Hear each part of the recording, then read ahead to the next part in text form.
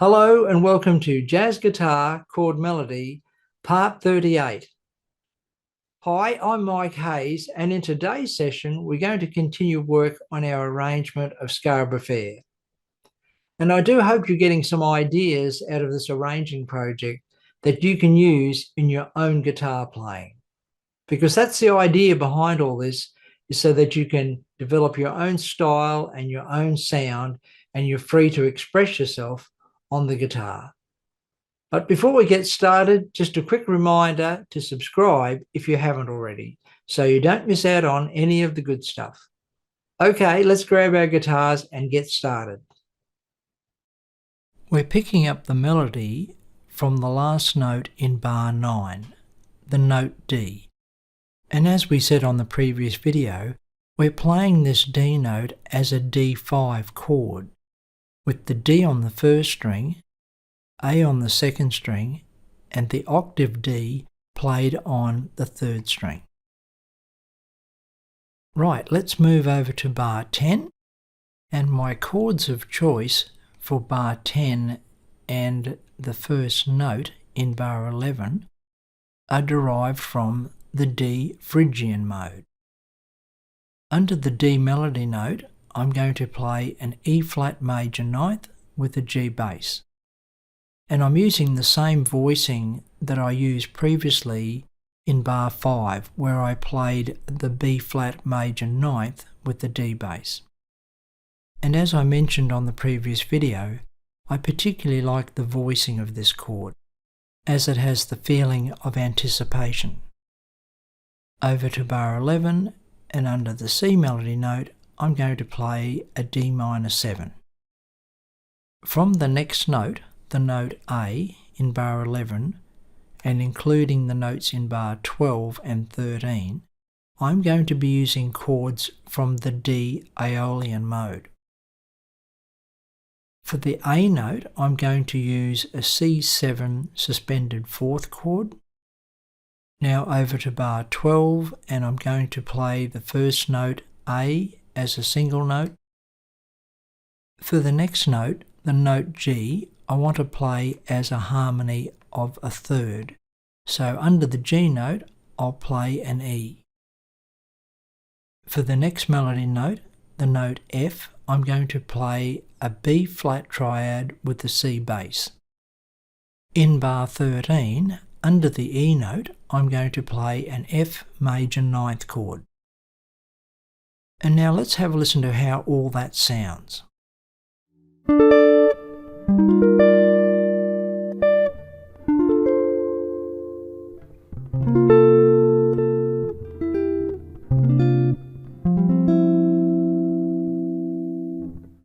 Okay, on to bar 14. Under the D melody note, I'm going to play a B flat major 7. Under the next note, A, I'm going to play a B flat major 9. On to bar 15, and under the G note, I'm going to play an A minor 7. And the thing to probably take note of here is that I'm playing an open A note. So I'm wanting to create the feeling of space with this chord. I don't want all my chords to be comprised entirely of closed strings. For our next note F, I'm going to use one of our tone clusters for contrast. On to bar 16, and I'm going to place a triad under each one of these melody notes. Under the E note, I'm playing a C triad with an A bass. For the D note, I'm playing a B flat triad with an A bass. And for the C melody note, I'm playing an A minor 7. Now another way we could think about the function of these triads in bar 16 could be that the C triad with an A bass could really be an A minor 7. The B flat with an A bass could be functioning as a G minor 7 with an A bass. And of course for the C melody note, we could think of it as being a C triad with an A bass. Let's check out how that sounds.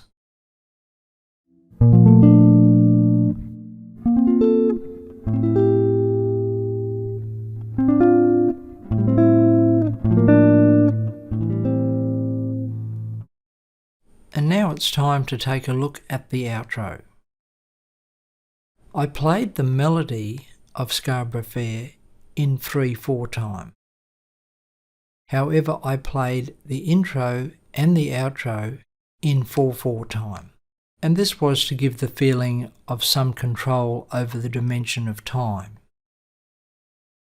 In the outro, I played a series of descending chords from the D Aeolian mode. And these chords were dyads. Now, some of you may not be familiar with the term dyad. Essentially, a dyad is two notes sounding together. And generally speaking, musicians refer to this as an interval. However, a dyad is a two-note chord. Depending on the notes that are being played and the particular musical context that the dyads are being used in, that these two notes can imply a chord. Or in this particular instance where I'm using a series of dyads for the outro, it can imply a progression of chords from the Aeolian mode. In bar 21, the chords that I'm thinking of are D minor, C, B flat, A minor. And I've selected dyads that do not contain the third of any of these chords. So once again, I went for this mysterious, ambiguous quality. The other thing of note is that I'm constantly playing the notes A and D, and of course I'm playing these chords as arpeggios, but I'm introducing each chord with an A bass note and a D bass note, followed by the notes of the particular chord. And this is to give the feeling that we're still thinking about this D minor type sound, and that eventually we will arrive at a D minor at the end of the outro. In bar 22, I'm continuing the idea of the descending chord progression in D Aeolian. The first chord I'm thinking of is G minor and the second chord is F. Now for the third and fourth beats of bar 22, I'm borrowing chords from the D harmonic minor scale. Beats 3 and 4 are different inversions of the A7th flat 9 chord. Then in bar 23, I'm playing yet another inversion of the A7 flat 9.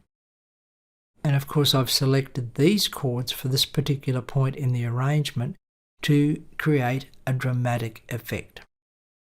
And finally, for the last chord of the arrangement, I play a D minor 6/9, which I've selected from the D Dorian mode. Let's have a listen to how all that sounds.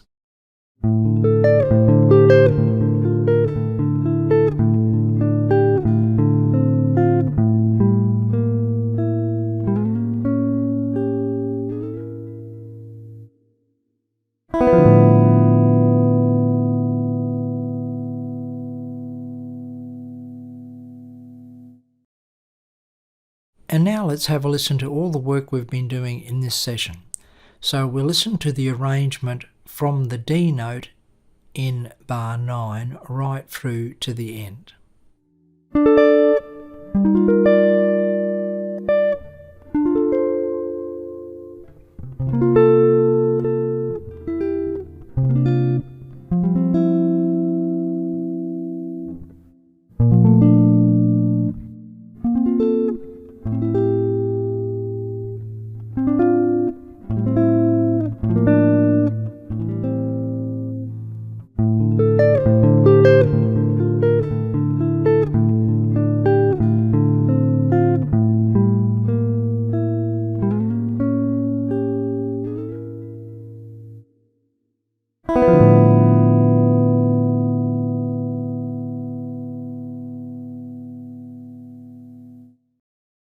And now here's the complete arrangement so you can hear how all the pieces fit together.